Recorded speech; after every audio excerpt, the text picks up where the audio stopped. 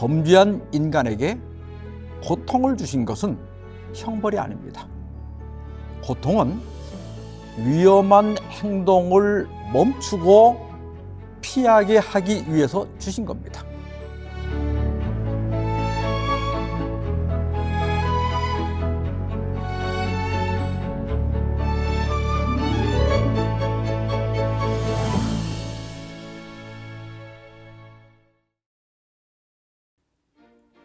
해롤드 쿠슈너는 미국 뉴욕의 젊은 랍비입니다. 그는 천성적으로 선하고 경건하고 모험적인 사람이었습니다. 28살에 아론이라는 아들을 낳았는데 3살 때 선천성 조로증이란 진단을 받게 됩니다.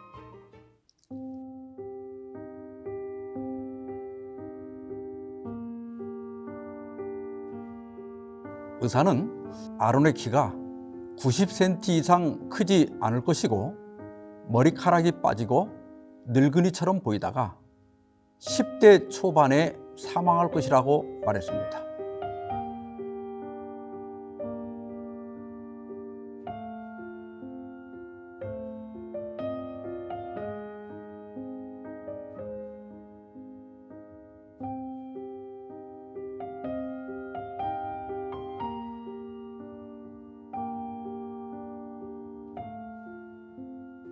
의사의 말대로 아론은 14살에 사망했습니다. 그리고 4년이 지난 1981년에 쿠슈너는 선한 사람에게 나쁜 일이 생길 때라고 하는 책을 출판했습니다.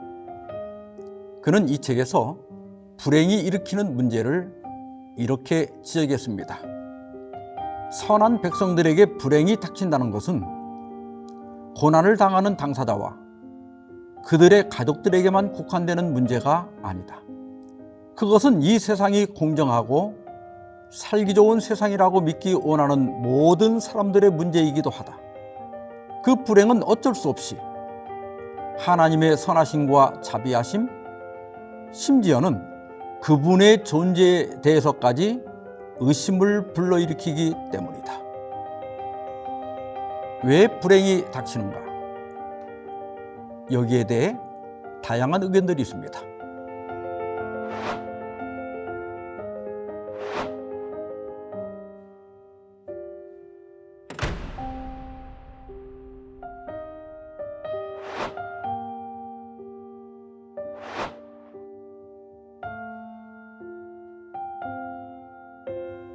이런 의견들이 맞을 때도 있습니다.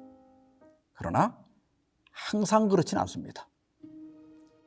불행과 고통은 언제, 왜 시작되었을까요?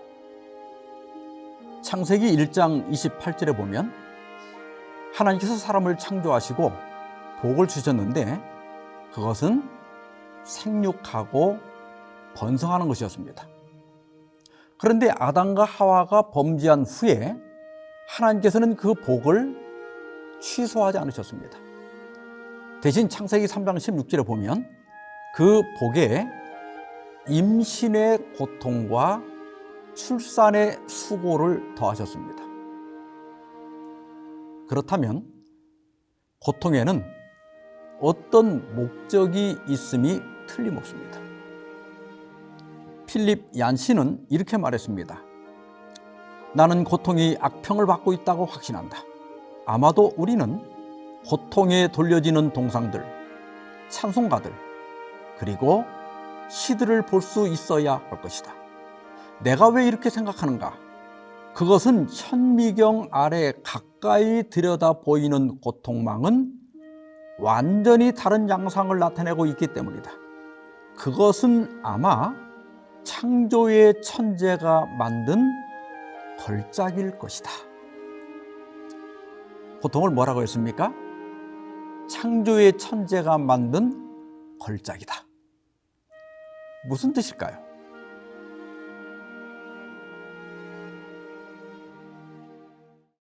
폴 브랜드는 한생병 분야의 선구적인 역할을 한 의사입니다. 보통 한센병에 걸리면 손가락이 문드러지거나 떨어져 나갑니다. 그 당시 의사들은 그것을 당연한 것으로 생각했습니다. 어느 날 브랜드가 창고 문을 열려고 하는데 자물쇠가 녹이 슬어서 아무리 애를 써도 열쇠가 돌아가질 않는 거예요. 그걸 옆에서 보고 있던 10살쯤 되는 아이가 제가 할게요 하더니 열쇠를 돌려서 그 자물쇠를 풀었습니다. 그런데 그 아이 손에서 피가 나는 거예요. 깜짝 놀라서 손을 펴보니까 뼈가 드러날 정도로 살점이 벗겨져 있는데 그 아이는 통증을 전혀 못 느끼는 겁니다. 그 순간 브랜드는 한센병 환자들의 손가락이 문드러지는 원인을 깨닫게 되었습니다.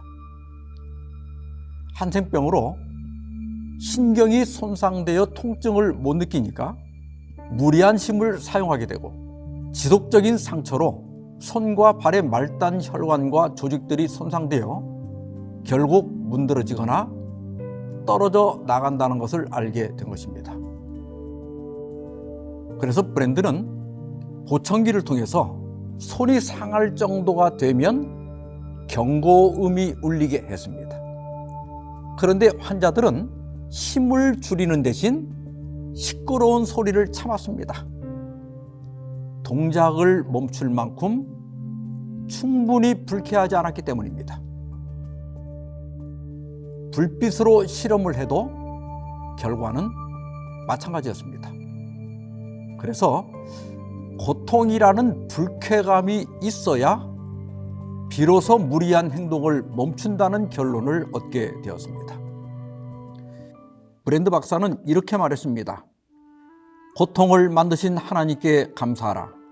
나는 그분이 그보다 더 좋은 일을 하실 수 있었다고 생각하지 않는다. 고통은 실로 아름다운 것이다. 그리고 필립 얀시도 이렇게 얘기했습니다. 단어의 정의로 볼 때 고통은 불쾌하다. 우리의 손가락을 화로에서 멀리하도록 만들 만큼 충분히 불쾌하다. 그러나 바로 그 특성이 우리를 파멸로부터 구한다. 범죄한 인간에게 고통을 주신 것은 형벌이 아닙니다. 고통은 위험한 행동을 멈추고 피하게 하기 위해서 주신 겁니다.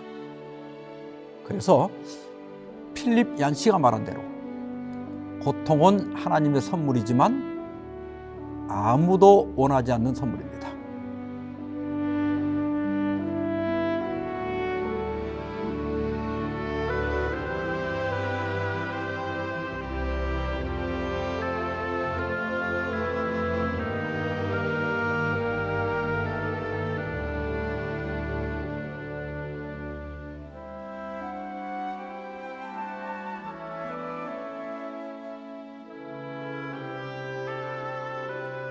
유학에서 삼경 중 하나인 역경에 보면 좋은 쇠는 뜨거운 화로에서 100번을 단련한 후에 나오며 매화는 추운 고통을 겪은 후에 맑은 향기를 발한다고 하였습니다.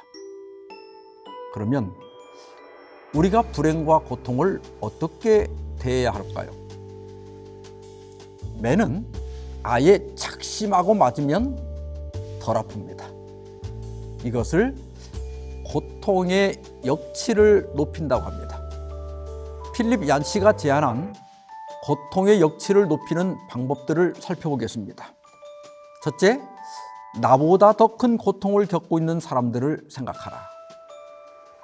데일 카네기는 나는 신발이 없음을 한탄했는데 길에서 발이 없는 사람을 만났다 그랬습니다. 발 없는 사람을 만나니 신발은 없지만 발이 있는 게 얼마나 다행인가 그런 생각이 드는 겁니다. 둘째, 나의 고통을 공감하고 위로해 줄 사람에게 말하라. 옛말에 기쁨을 나누면 배가 되고 슬픔을 나누면 반이 된다는 말이 있습니다. 혼자 힘들어하지 마시고 믿을 만한 사람을 만나 털어놓고 위로를 받으면 고통이 훨씬 가벼워질 겁니다. 셋째, 치유가 모든 사람을 위한 길은 아니라는 사실을 받아들이라. 히브리 11장에 보면 어떤 사람은 믿음으로 사자의 입을 막고 맹렬한 불을 끄기도 하고 칼날을 피하기도 합니다. 그러나 어떤 사람은 똑같은 믿음으로 투옥되고 돌에 맞고 톱으로 잘리고 광야와 땅굴을 떠돌며 지냅니다. 그러므로 고통이 제거되지 않는 것도 받아들여야 합니다. 그러나 필립 얀시는 만일 치유가 되지 않는다 해도 하나님은 당신을 쓰러지게 내버려 두신 것은 아니다라고 말했습니다. 예수님이 십자가에서 나의 하나님, 나의 하나님, 어찌하여 나를 버리셨나이까? 이렇게 부르짖을 때 사실 하나님은 가장 가까이 계셨습니다. 우리가 고통 중에 있을 때 하나님께서 나와 가장 가까이 계신다는 것을 믿으시기 바랍니다. 넷째, 고통이 주는 유익들을 생각하라. 로마서 5장 3절 4절에 우리가 환난 중에도 즐거워하나니 이는 환난은 인내를, 인내는 연단을, 연단은 소망을 이루는 줄 알미로다 그랬습니다. 고통은 절대 고통으로 끝나지 않고 반드시 유익한 열매를 남긴다는 사실입니다. 다섯째, 나보다 불행한 사람들을 도우라. 데일 카네기는 이렇게 말했습니다. 만일 환자들 스스로가 항상 받는 자의 위치가 아니라 남을 도와주며 남에게 줄 수 있는 사람이 된다면 치유가 따를 수도 있다. 고통으로 인한 절망을 극복하기 위한 최고의 방법은 나보다 더 어려운 사람을 돕는 겁니다. 남을 돕는다는 자체가 내가 회복되고 있다는 증거이기 때문입니다. 여섯째, 고통에 대비하는 삶을 살라. 전도서 7장 14절입니다. 형통한 날에는 기뻐하고 곤고한 날에는 되돌아보아라. 이 두 가지를 하나님이 병행하게 하사 사람이 그의 장래일을 능히 헤아려 알지 못하게 하셨느니라. 인생은 날씨와 같습니다. 맑은 날도 있지만 비가 오는 날도 있습니다. 따라서 날씨를 탓할 게 아니라 미리 우산을 준비해 두는 것이 현명한 겁니다. 고통이 없기를 바라지 말고 불행과 고통의 때를 위해 준비하는 것이 지혜입니다.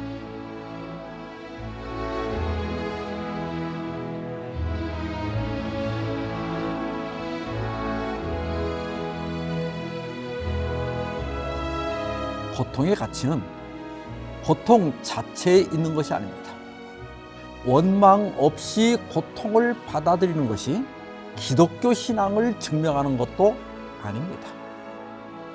다른 종교나 철학적 신념을 가진 사람들 중에서도 고통을 아무 불평 없이 받아들인 사람들이 많기 때문입니다.